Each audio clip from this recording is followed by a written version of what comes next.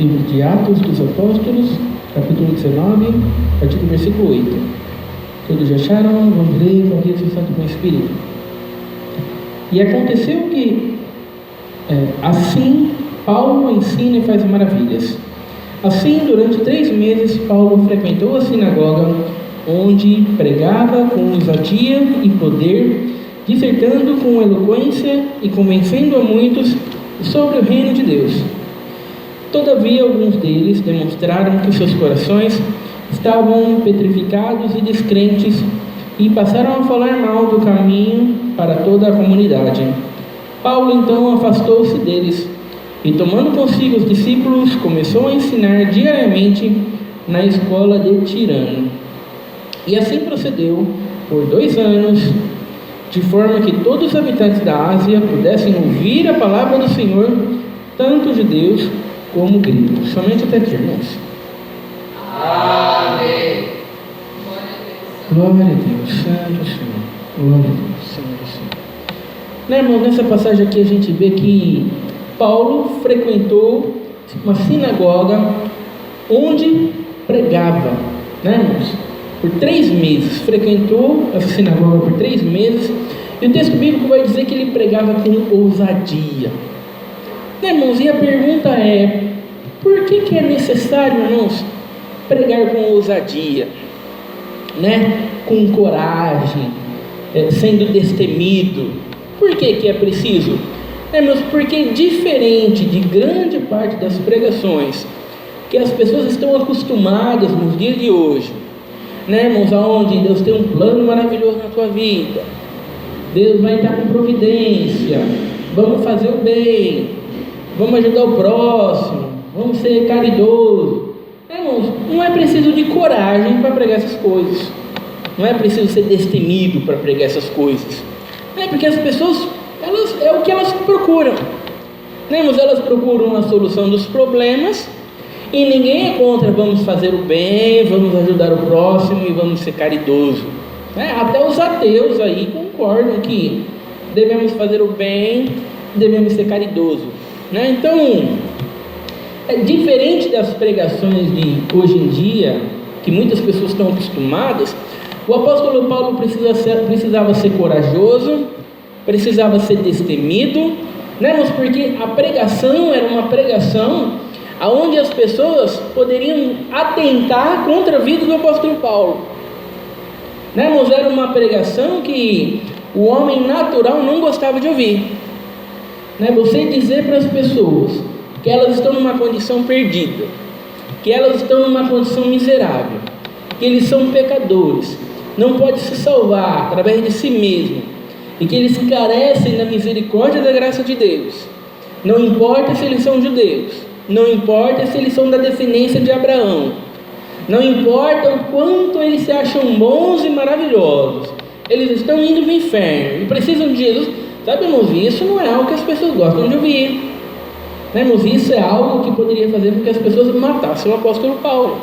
E o apóstolo Paulo chegou a ser apedrejado, açoitado, ficar em prisão, Muitos judeus perseguiam o apóstolo Paulo de cidade em cidade, procurando armar uma emboscada para que ele fosse morto.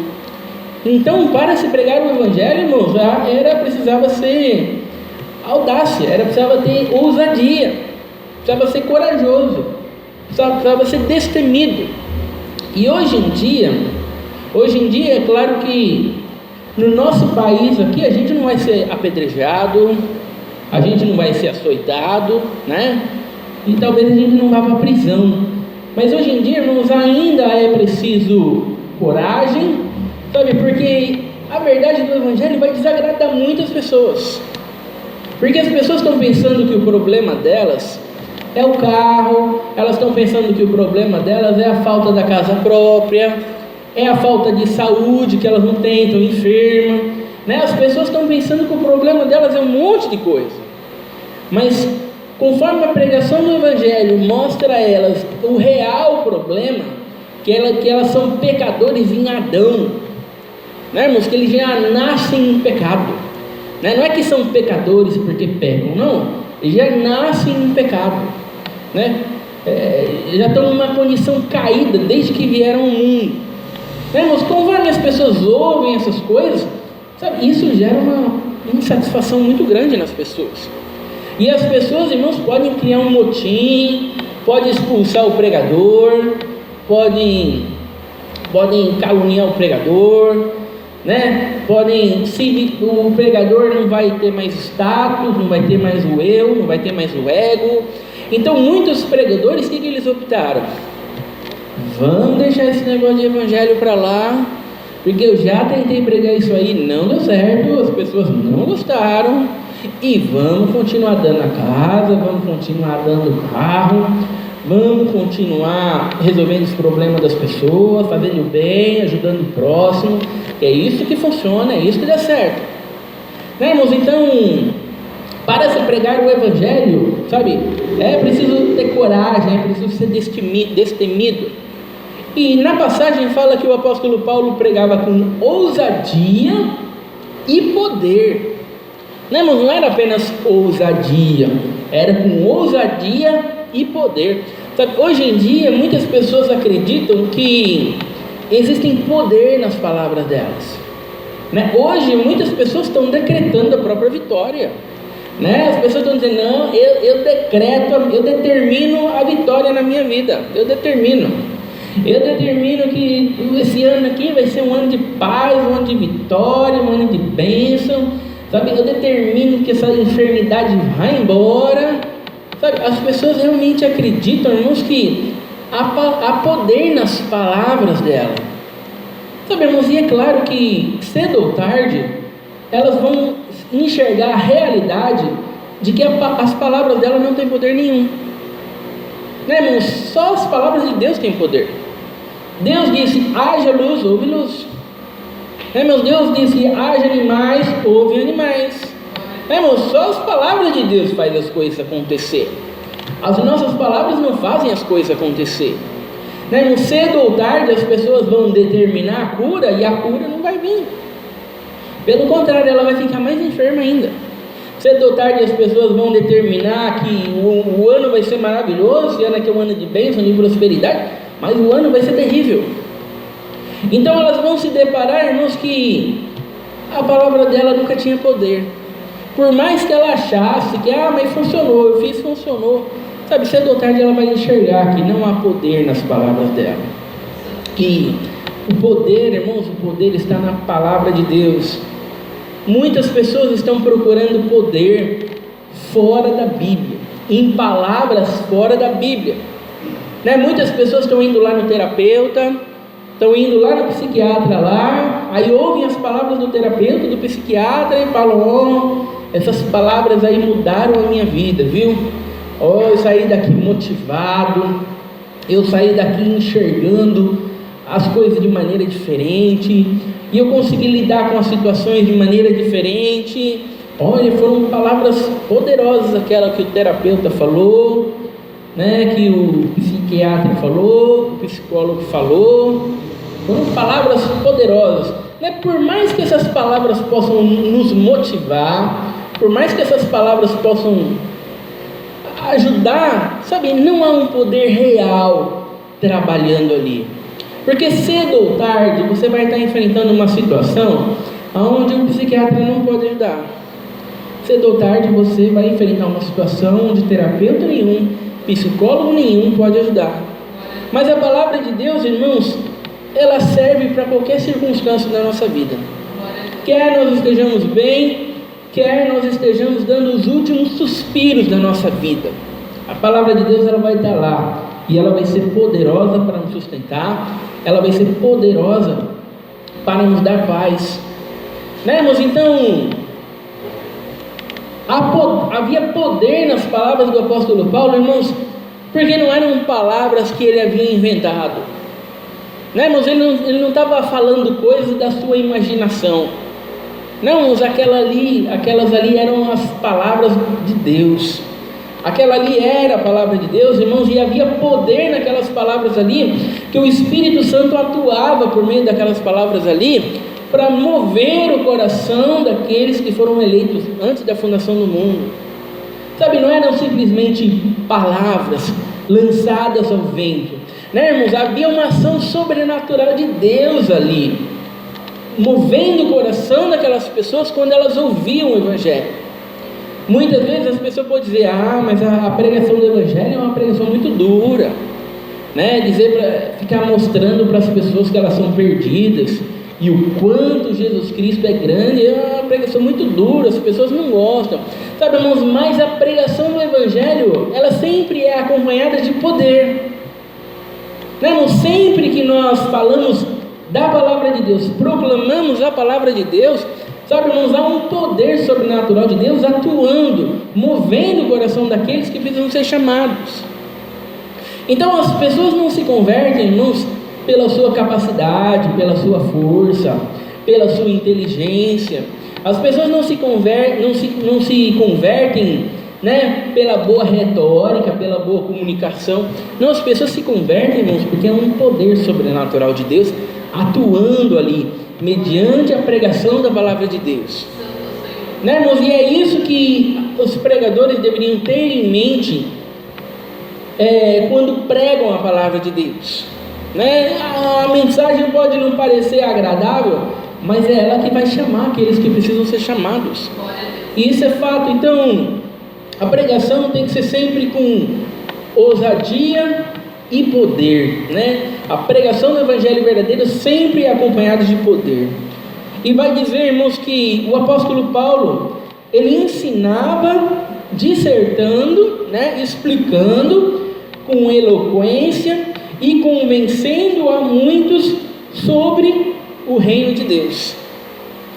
Muitas pessoas estavam se convertendo, muitas pessoas estavam tendo o seu coração movido. E quando essas pessoas tinham o seu coração movido, estavam se convertendo, sabe, irmãos, elas enxergavam o reino de Deus. Sabe como é difícil hoje em dia, irmãos, as pessoas enxergarem o reino de Deus? As pessoas pensam que a vida delas é só isso aqui que elas veem. Ela pensa que a vida dela é trabalhar, juntar dinheiro para comprar uma casa, comprar um carro, lutar para conseguir ter um bom emprego, um bom salário, né? E elas pensam que é só isso que existe aqui, né? Essa é a vida que existe, não há nada depois, não há algo grandioso para se olhar depois, né, irmãos? Mas aqueles que são chamados por Deus, eles enxergam, irmãos, uma vida infinitamente superior. Sabe, irmãos, eles não ficam enxergando só essa vidinha aqui, né? Trabalhar, comprar casa, carro. Não, irmãos, eles enxergam uma vida que é infinitamente superior, algo pelo qual eles nunca devem tirar os seus olhos. Eles enxergam o reino de Deus, né? Só é possível ver o reino de Deus, irmãos, quem nasceu de novo. Quem não nasceu de novo nunca vai conseguir ver o reino de Deus, porque quando você vê o reino de Deus é porque você já nasceu de novo, né? Então, por mais que a gente venha explicar, se a pessoa não nasceu de novo, não adianta, para ela é apenas ficção, né? Ficção científica, né? É muito lindo, muito bonito, mas ela não crê naquilo, ela não acredita naquilo, né? Mas é que nem o cachorro. Eu tenho o meu cachorro lá no quintal lá. Sabe, para ele, a vida dele é o quintal ali, ele corre no quintal ali, aí eu abro o portão, ele quer correr atrás dos cachorros lá na rua lá, e a vida dele é essa daí, essa vida para ele. É latir para as pessoas que passam na rua, para os cachorros que passam na rua. Não adianta eu sentar com ele e explicar para ele: o mundo é muito grande, sabe, existem campos e mais campos, existem oceanos, o mundo é gigante. Não, ele não vai entender nada, porque aquela é a vidinha dele é ali no quintal ali, lá tipo os cachorros lá fora, essa é a vida dele. Sabe, irmãos, aqueles que não nasceram de novo, sabe, irmãos, eles são assim, sabe, essa é a vidinha deles, eles trabalham, compram carro, compram casa, sabe, por mais que você tente explicar para eles: não, existe um reino de Deus, existe uma vida infinitamente superior, existe algo pelo qual nós devemos juntar tesouro no céu, existe uma riqueza. Não adianta, ele não nasceu de novo, ele está num nível inferior de vida. Né, irmãos? Então, só aqueles que nascem de novo, irmãos, se convencem e enxergam o reino de Deus. E muitas dessas pessoas aqui estavam enxergando o reino de Deus. E o que vai acontecer? Todavia, alguns deles demonstraram que seus corações estavam petrificados e descrentes. Sabe, é claro que não são todos que vão se converter. Aliás, são poucos aqueles que vão se converter. São poucos comparado com um grande número daqueles que não vão se converter.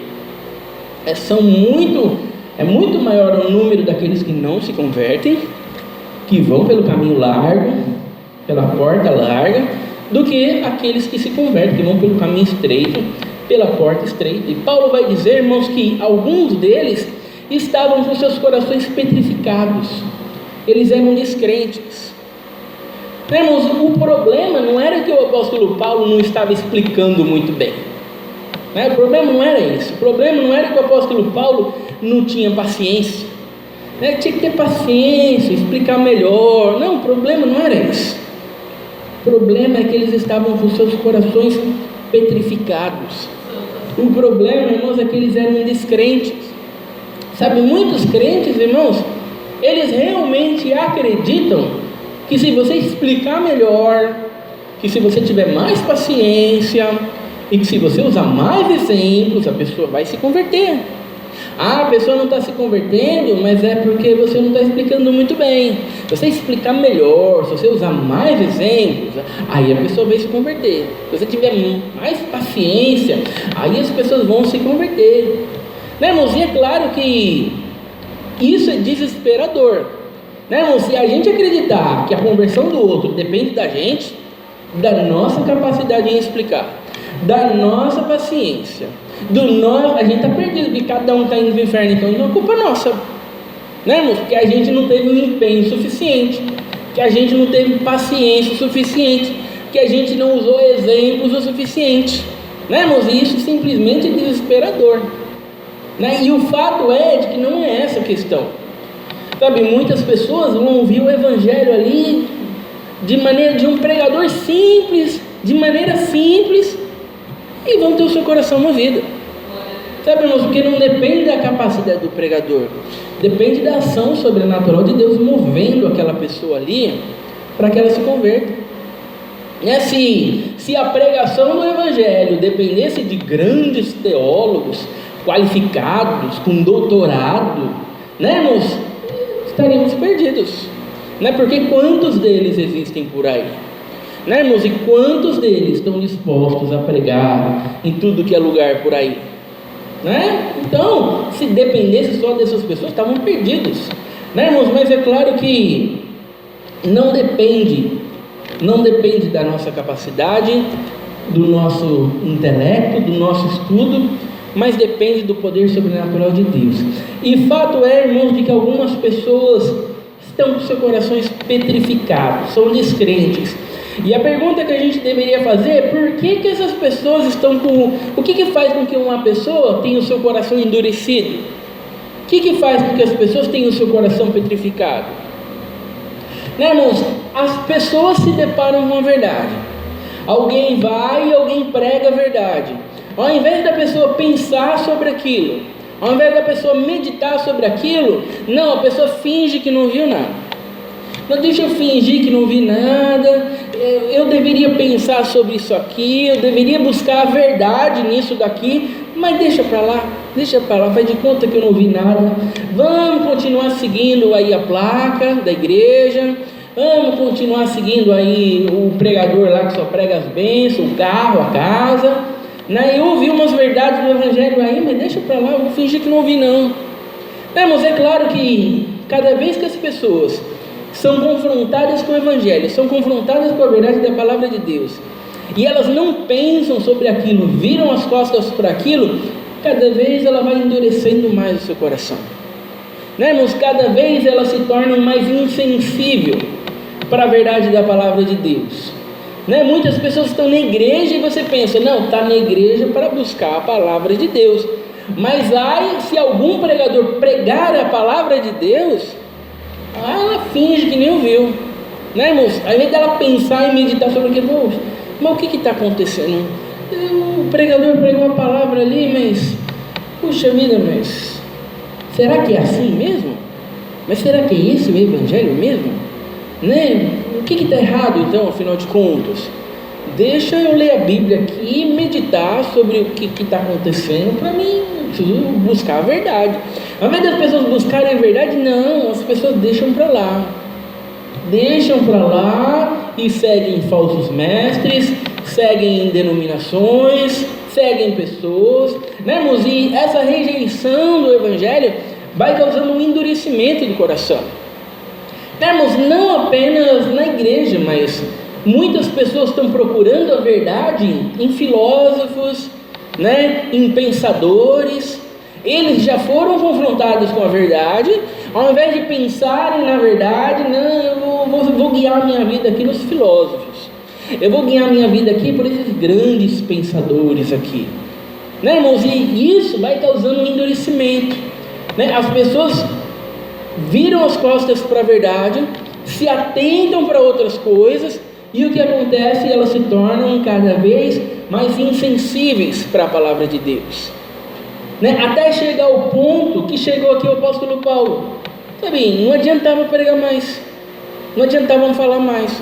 O coração deles estava totalmente endurecido, o coração deles estava totalmente petrificado, sabe? Eles haviam se tornado totalmente insensíveis à palavra de Deus, né, irmão? Se antes eles ouviam e pensavam assim, essa pregação aí, hein, interessante tudo, hein, mas deixavam de lado, agora eles já rejeitam de cara, agora o coração deles está totalmente endurecido, né, irmãos? É que nem aquela pessoa que tem uma doença que não sente dor, né? Eu não sei o nome da doença, mas tem uma doença que a pessoa não sente dor, e a pessoa está lá cozinhando, lá, de repente a pessoa bota a mão no fogo e nem percebe, porque ela não sente dor, né, irmãos? Então não adianta sentar com aquela pessoa e falar assim, você não pode pôr a mão no fogo, porque pôr a mão no fogo vai queimar, vai machucar, você não pode. Ela sabe que não pode pôr a mão no fogo, mas ela se tornou insensível para a dor, então ela coloca sem saber, sabe, irmãos? Assim são muitas pessoas, se tornaram totalmente insensíveis para a palavra de Deus. E o que vai acontecer com essas pessoas insensíveis? O apóstolo Paulo vai dizer que passaram a falar, o apóstolo Paulo não, quem escreve o livro de Atos é Lucas, né? Passaram a falar mal do caminho para toda a comunidade, né? Mas eles começaram a falar mal da verdade da palavra de Deus, né? Ao invés deles pensarem sobre aquilo, meditarem sobre aquilo, não, mas eles começaram a denegrir o caminho da verdade. Sabe quantas vezes isso acontece, irmãos?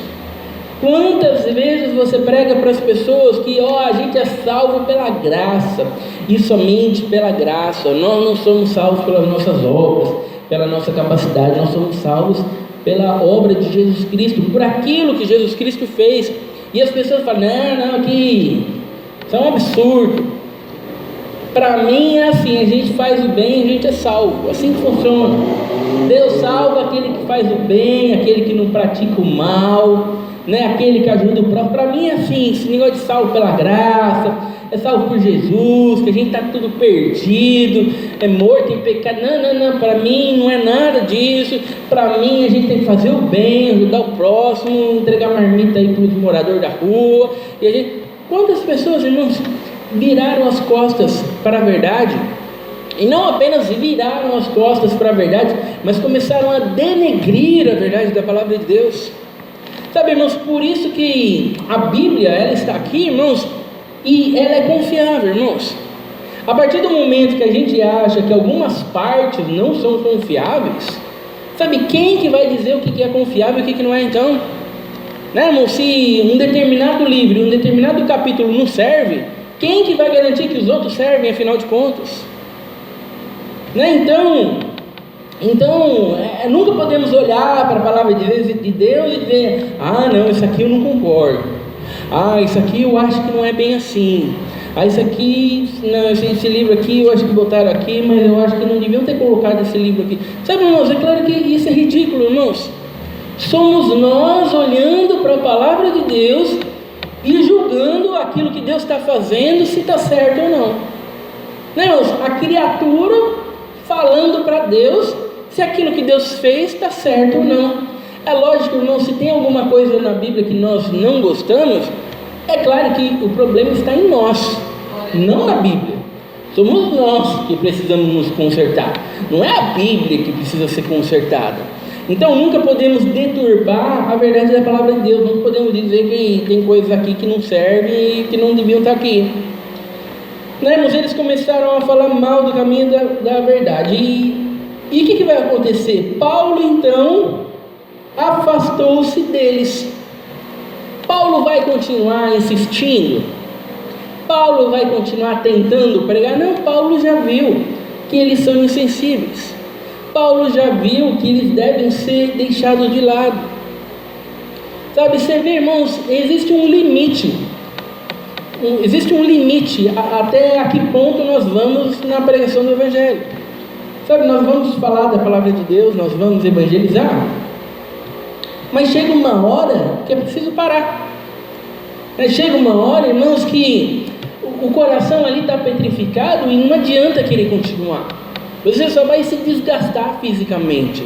Aquilo só vai te fazer mal espiritualmente. Chega uma hora que você tem que fazer como o apóstolo Paulo, se afastar deles. Né? Mas as pessoas acham que depende delas, que depende do esforço delas, que não, mas se eu orar 5 horas, Deus vai mover aquele coração. Eu vou orar 5 horas, Deus vai mover o coração. Não, isso não depende de nós. Né, irmãos? A nossa obrigação é pregar o Evangelho. A gente vai orar, mas não adianta você achar que se você ficar com o joelho roxo, Deus vai ouvir a oração e Deus vai mover aquele coração daquela pessoa. Não, moço, a gente ora para que Deus converta, ora, a gente prega, mas há um momento, irmãos, que é preciso deixar algumas pessoas de lado, porque elas começam a blasfemar o caminho da verdade, elas começam a deturpar o caminho da verdade.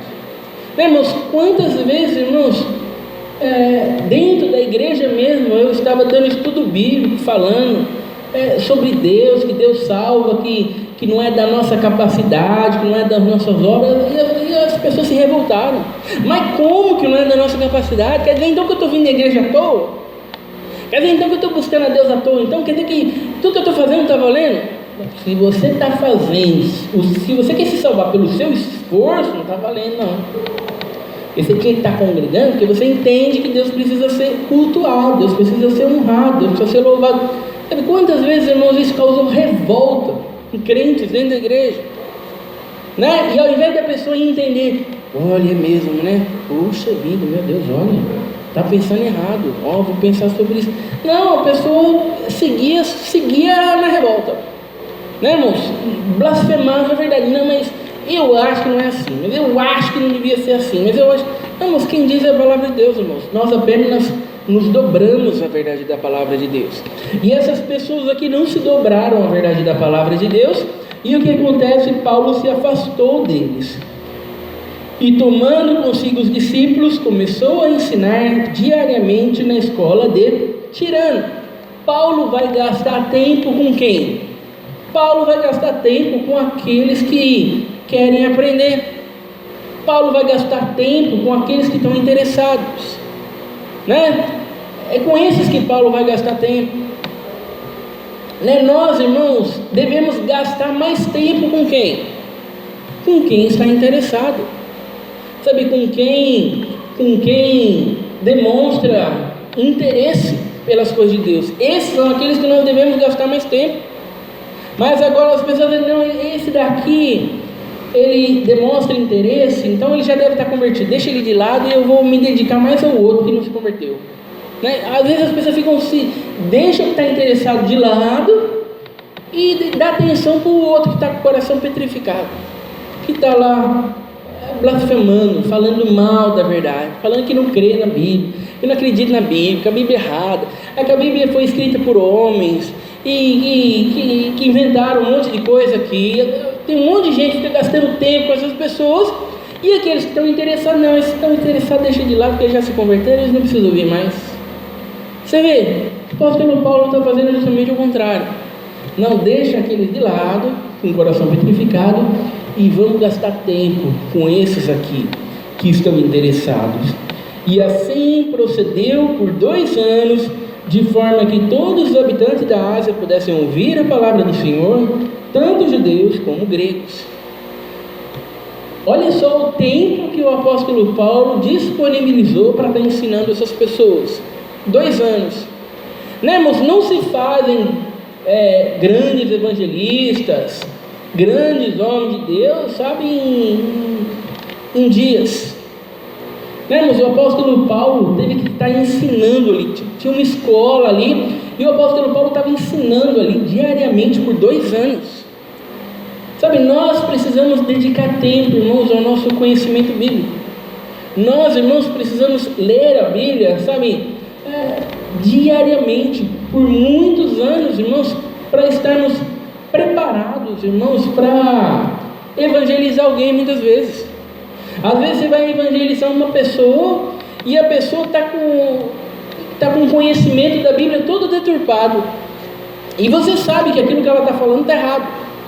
Mas você não tem o conhecimento que precisava ter para ensinar corretamente aquela pessoa. Você só sabe que está errado o que ela está falando.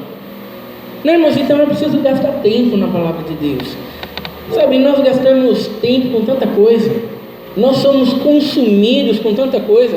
Nós somos consumidos no trabalho, né? Os pais são consumidos pelos filhos. Sabe, tudo que a gente faz nos consome. E o quanto a gente é consumido aprendendo a palavra de Deus, o quanto a gente é consumido se dedicando à palavra de Deus, né, irmãos? O apóstolo Paulo está gastando o seu tempo para ensinar, e essas pessoas estão gastando o seu tempo para aprender, né, irmãos? E tudo aquilo que a gente aprende nesse mundo vai passar, né? Você pode ter diploma de um monte de coisa, mas não vai servir para nada.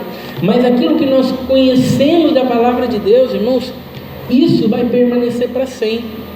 Sabe, irmãos, isso vai fazer toda a diferença nos momentos da dificuldade, nos momentos de luta, nos momentos de prova. E é por isso que o apóstolo Paulo está tomando essa decisão aqui. Vamos pegar essas pessoas que estão interessadas, vamos gastar tempo com elas, vamos ensinar elas para que eles se tornem grandes homens de Deus, para que eles se tornem grandes pregadores. Né, irmãos? Que nós venhamos a ser grandes homens de Deus, né, irmãos? Que nós venhamos a ser grandes evangelistas, né, irmãos? Mas para isso, irmãos, é preciso gastar muito tempo na palavra de Deus, né, irmãos? Não apenas como um livro de leitura, né, como se nós estivéssemos lendo um jornal, né, irmãos? Mas às vezes é preciso pegar um versículo e meditar sobre aquele versículo, entender o que aquele versículo está querendo dizer. Depois você vai para o próximo, sabe? Por isso que leva tempo, né? Se fosse rápido, não precisava 2 anos, né? 2 meses ali, o apóstolo Paulo ia lendo para lá e pronto. Não, mas tinha que explicar. O texto bíblico vai dizer, dissertando com eloquência. Tinha que ficar explicando, Jesus, foi profetizado lá em Isaías, desde Adão lá, quando caiu, Deus profetizou lá que ele ia preparar da semente da mulher, ia vir o Salvador, e isso leva tempo, irmãos. Você tem que mostrar na Bíblia ali o que está acontecendo para as pessoas. Olha, é mesmo, olha, estava escrito aqui, é mesmo. Isso leva tempo, irmãos. E é sempre algo prazeroso, irmãos. É sempre algo prazeroso, né, irmãos? Então que essa palavra aqui, irmãos, possa nos ensinar a ser ousados, possa nos ensinar, irmãos, a pregar com poder, porque nós vamos pregar a verdade da palavra de Deus, e que essa palavra aqui, irmãos, possa nos fazer enxergar, tentar fazer enxergar as outras pessoas, quão grandioso, irmãos, é o reino de Deus. Essa é a palavra desse dia louvado. Amém. Juntos agradecemos a Deus em oração, em nome do Senhor Jesus. Amém.